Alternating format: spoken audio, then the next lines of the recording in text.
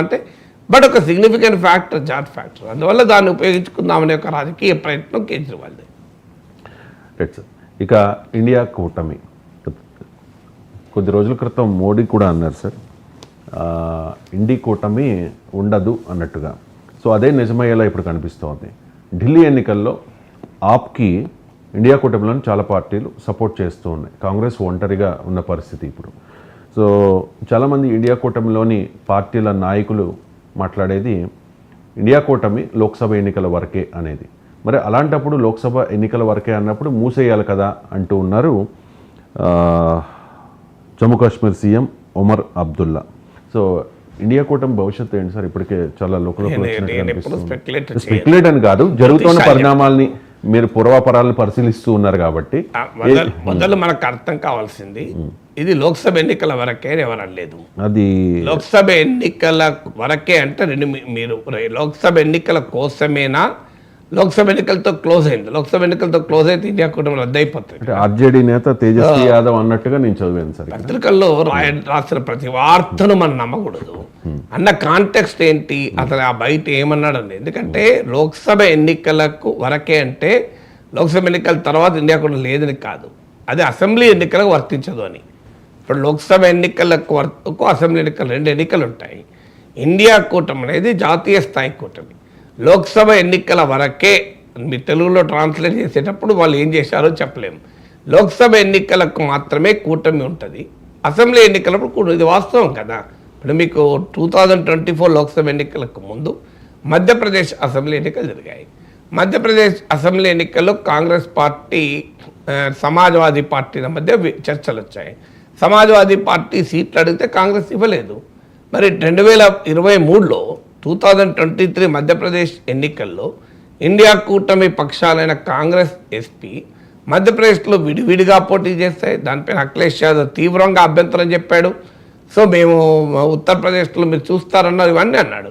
మరి 2020 లోక్సభ ఎన్నికల్లో కాంగ్రెస్ ఎస్పీ కలిసి పోటీ చేయలేదా? మరి దీన్ని బట్టి ఈ ఇండియా కూడా అయిపోయింది, అది క్లోజ్ అయినట్టే అని ఎట్లా అంటారు మీరు చెప్పండి. మీకు ఎగ్జాంపుల్ చెప్తున్న హిస్టరీ 2023 మధ్యప్రదేశ్ ఎన్నికల్లో కాంగ్రెస్ ఎస్పీ ఒప్పందం కుదరలేదు, విడివిడిగా పోటీ చేస్తాయి, తీవ్రంగా విమర్శించుకున్నారు. ఎస్పీ నాయకుడైతే మా ఉత్తరప్రదేశ్లో అవసరం వచ్చినప్పుడు చూస్తాం కదా అన్నాడు. సరిగ్గా కొద్ది నెలల్లో 2024 లోక్సభ ఎన్నికల్లో కాంగ్రెస్ ఎస్పీ కలిసే కదా లోక్సభలో ఎన్నికల్లో పోటీ చేసింది. మరి ఎక్కడ మరి ఏమైంది? మీ ఇలాంటి స్పెక్యులేషన్లు ఏమైంది? మీకు అర్థం ఇండియా కూటమి అనేది ఏర్పాటైంది లోక్సభ ఎన్నికల కొరకు, రియాలిటీ అది. అయితే దాన్ని అసెంబ్లీ ఎన్నికలకు కూడా ఎక్స్టెండ్ చేయాలి అనేది రాహుల్ గాంధీ లాంటి వాళ్ళు కూడా మాట్లాడారు. కానీ ప్రాక్టికల్గా అది సాధ్యం కాదు. ఎందుకు సాధ్యం కాదు అంటే రాష్ట్రాల్లో ఉండేటువంటి రాజకీయ పరిస్థితులతో సాధ్యం కాదు. మీకు ఒక ఉదాహరణ చెప్తాను. మీరు ఎన్డీఏ ఆంధ్రప్రదేశ్లో టీడీపీ, బీజేపీ, జనసేన కలిసింది. తెలంగాణలో కలిసినాయా? తెలంగాణలో అసెంబ్లీ ఎన్నికల్లో మీకు లోక్సభ అసెంబ్లీ ఎన్నికల్లో కలిసినారు. లోక్సభ ఎన్నికల్లో టీడీపీకి, జనసేన, బీజేపీ సీట్లు ఇచ్చినాయి ఇక్కడ, నాకు చెప్పండి.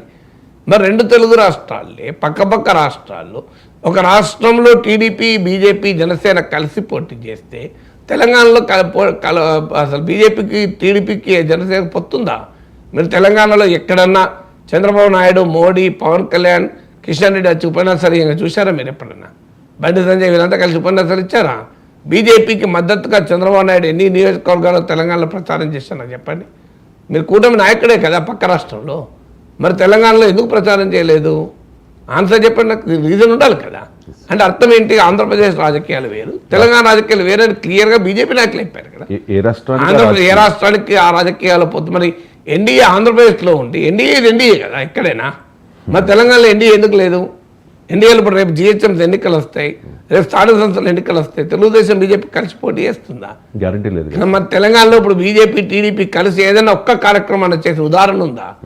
మరి ఈ ఎన్డీఏ కోనీతి, ఇండియా కూడా కోనీతి ఉంటుందా? అంటే దీన్ని బట్టి ఎన్డీఏ క్లోజ్ అవుతుందా? మరి ఈ ఉదాహరణ బట్టి ఎన్డీఏ క్లోజ్ అవుతుందని చెప్పాలి కదా. మరి ఎందుకు చెప్పడం లేదు ఎన్డీఏ క్లోజ్ అవుతుందని? అందువల్ల ఒక్కొక్క రాష్ట్రంలో ఉండే రాజకీయ పరిస్థితులు వేరువేరుగా ఉంటాయి. ఇప్పుడు బెంగాల్ ఉంది, బెంగాల్లో తృణమూల్ కాంగ్రెస్ లెఫ్ట్ చారిత్రకంగా వైరం ఉంది, కలిసే అవకాశమే లేదు. కానీ బీజేపీకి వ్యతిరేకంగా తృణమూల్ కాంగ్రెస్ ఉంటుంది, బీజేపీ వ్యతిరేకంగా లెఫ్ట్ ఉంటుంది. సో అందువల్ల ఆ రెండు పార్టీలు జాతీయ స్థాయి రాజకీయాల్లో బీజేపీ వ్యతిరేకంగా ఉంటాయి. అసెంబ్లీ ఎన్నికలకు వచ్చే వరకు పరస్పర విరుద్ధంగా ఉంటాయి. కాంగ్రెస్ పార్టీ ఎటైనా ఉండొచ్చు, వాళ్ళు ఇప్పుడు వామపక్షాలతో ఉన్నారు అక్కడ. కేరళలో కాంగ్రెస్ వర్సెస్ సిపిఎం, కాంగ్రెస్ నాయకత్వంలో యూడిఎఫ్, సిపిఐ నాయకత్వంలో ఎల్డిఎఫ్, ఈ రెండు కూడా మధ్య పోటీ ఉన్నప్పుడు మీకు జాతీయ రాజకీయాలు కలిసి లేరా? మీరు ఇప్పుడు యూపీఏ 1 తీసుకుంటే లెఫ్ట్ ఎంపీలు 60 మంది కన్నా పైగా ఉండే వాళ్ళు కాంగ్రెస్ పార్టీ మద్దతు ఇచ్చారు. వాళ్ళంతా ఎవరి మీద గెలిచారు? కాంగ్రెస్ పార్టీ మీద గెలిచారు.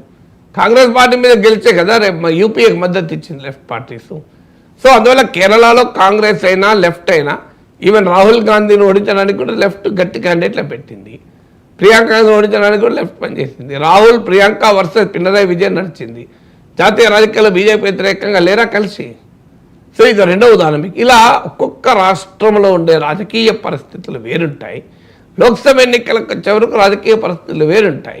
అందువల్ల అసెంబ్లీ ఎన్నికల్లో కలవనంత మాత్రాన లోక్సభ ఎన్నికల్లో కలవదు, ఇండియా కూటమి ఉండదు అనే కంక్లూజన్కి రావడం అర్థం లేని పని. ఎందుకంటే ఎప్పుడైనా కూటములు ఎలా కలుస్తాయి? ఇప్పుడు ఇండియా ఆస్ట్రేలియా క్రికెట్ మ్యాచ్ జరుగుతుంది.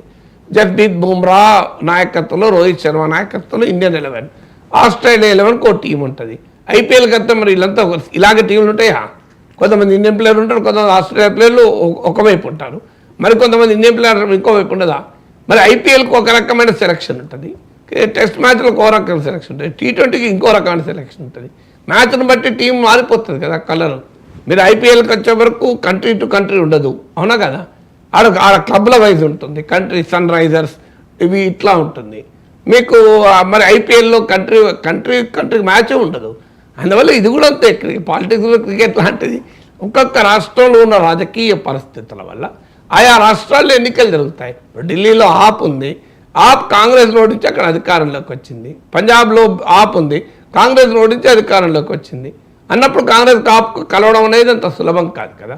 ఆ మాటకైతే 2024 లోక్సభ ఎన్నికల్లో ఢిల్లీలో కాంగ్రెస్ ఆప్, గుజరాత్లో కాంగ్రెస్ ఆప్ కలిసే పోటీ చేశాయి. మరి పంజాబ్లో కలిసి పోటీ చేయలేదు. పంజాబ్లో ఆప్కు కాంగ్రెస్ మధ్యనే ప్రధానమైన పోటీ. బీజేపీకి పెద్ద సీన్లో లేదు అక్కడ.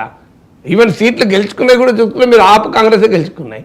అందువల్ల మరి ఒకే లోక్సభ ఎన్నికల్లో ఢిల్లీలోమో కాంగ్రెస్ ఆప్ కలిసి పోటీ చేశాయి, పక్కన పంజాబ్లో కలిసి పోటీ చేయలేదు.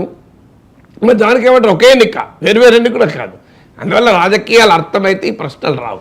రాజకీయాలు అనేవి చాలా డైనమిక్గా ఒక్కొక్క ఎన్నికకు ఒక్కొక్క రకమైన స్వభావం ఉంటుంది. ఒక ఎన్నికలో కలిశారు కదా అని అన్ని ఎన్నికలు కలవాలనే లేదు, ఒక లేయర్లో కలిశారు ఇంకో లేయర్లో కలవాలని లేదు. అందుకే మీకు ఎన్డీఏ ఉదాహరణ కూడా చెప్పాను. ఆంధ్రప్రదేశ్లో కలిసిన బీజేపీ టీడీపీ తెలంగాణలో ఎందుకు కలవదు? తెలంగాణలో టీడీపీతో కలిస్తే ఏమవుతుందో 2009లో కాంగ్రెస్కి అనుభవం ఉంది. ఈ అనుభవం చూసిన తర్వాత బీజేపీ కలుస్తుందా? కలవదు. అందువల్ల ఒక్కొక్క రాజకీయ పరిస్థితుల్లో ఆయా రాజకీయాలను బట్టి ఉంటాయి తప్ప దాన్ని బట్టి ఇండియా కూడా ఉండదు. ఇండియా కూటమి ఏర్పడిన పర్పస్ అర్థమైతే ఈ ప్రశ్న రాదు. ఏర్పడిన పర్పస్ ఏంటి? జాతీయ స్థాయి ఎన్నికల్లో దేశంలో భారతీయ జనతా పార్టీని ఎదిరించడానికి, ఓడించడానికి ఏర్పడ్డ కూటమి. బీజేపీని ఓడించాలి అన్న ఆకాంక్ష ఉన్న ప్రతి పార్టీ అనివార్యంగా కలవాల్సిందే. తృణమూల్ కాంగ్రెస్ అయినా కలవాల్సిందే, ఆప్ అయినా కలవాల్సిందే, కాంగ్రెస్ అయినా కలవాల్సిందే, కమ్యూనిస్టులు కలవాల్సిందే.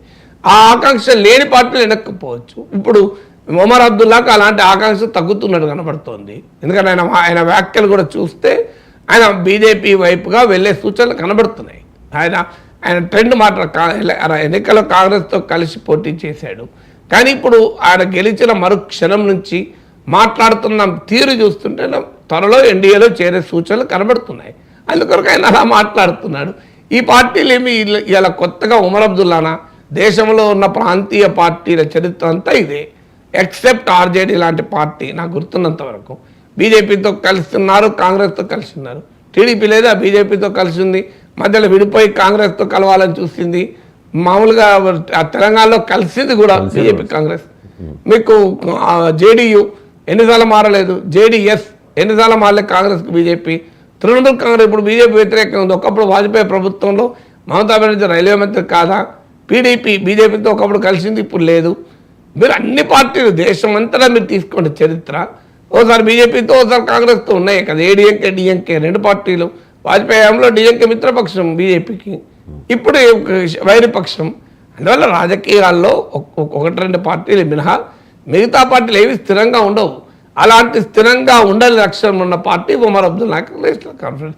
అందువల్ల నేషనల్ కాన్ఫరెన్స్కు ఒకవేళ వెళ్తే బీజేపీ వైపుగా వెళ్తే వెళ్ళవచ్చు. కానీ ఇండియా కూటమి పోతుంది అనే కామెంట్ కరెక్ట్ కాదు. ఎందుకు కామెంట్ కరెక్ట్ కాదంటే దేశంలో బీజేపీ ఒక పవర్ఫుల్ ఫోర్స్గా ఉన్నంతకాలం ఆ బీజేపీని ఓడించడానికి ఏ ఒక్క రాజకీయ పార్టీకి శక్తి సరిపోనప్పుడు అన్ని రాజకీయ పార్టీలు ఓడించాలనుకోవాలనే పార్టీలు తరతమ తేడాలు ఎన్నున్నా విభేదాలున్నా కలవక అనివార్య పరిస్థితి. నిజంగానే బీజేపీని కాంగ్రెసే ఓడించే పరిస్థితి వస్తే ఇండియా కూడా ఉండదు. అప్పటిదాకా ఇండియా కూడా ఉంటుంది. ఎందుకంటే అందరి అవసరాలు అవే కదా. కాంగ్రెస్ అవసరం అదే, తృణమూల్ కాంగ్రెస్ అవసరం అదే, మీకు మిగతా అన్ని పార్టీల అవసరం అదే ఉన్నప్పుడు వాళ్ళు అనివార్యంగా బీజేపీని ఓడించడానికి కలవాల్సిందే కదా. ఆమ్ ఆద్మీ పార్టీ బీజేపీ అయితే గెలవాలని ఎవరు కోరుకోరు కదా. బీజేపీ అయితే గెలవాలని ఎవరు కోరుకోరు కనుక అనివార్యంగా కలుస్తారు. అందువల్ల ఇండియా కూటమి లోక్సభ ఎన్నికల వరకే అంటే మీనింగ్ ఏంటంటే అది లోక్సభ ఎన్నికల కొరకు ఏర్పడిన కూటమి.